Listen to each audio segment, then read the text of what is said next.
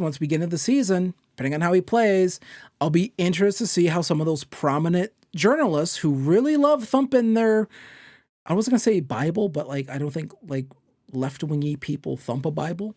I don't know what they thump. They're I don't know. They thump something.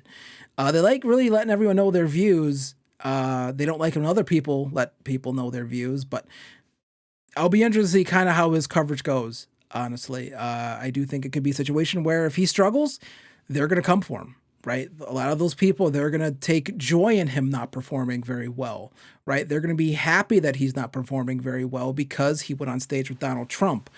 And, you know, again, as a franchise quarterback, you do kind of have to be aware of those things, but I do feel like that's also kind of not fair. Honestly, it's like, you know, Lamar Jackson hangs out with like rappers who are accused of rape. I've never seen some of these journalists question him for that at all, right? I mean, he hangs out with rappers who have been accused of sexually assaulting and beating women. And I've never heard a peep from any of those journalists about that. They actually think, oh, wow, that's so cool. Lamar Jackson hanging out with this cool rapper guy. That's kind of the extent of it. It's never like, hey, why is Lamar hanging out with a guy who's been accused of sexually assaulting women? What's up with that? How come he's doing that? What's up with that? Someone should ask him about that. In my opinion, honestly, someone should. It's like, hey, what are your thoughts on Kodak Black's rape trial?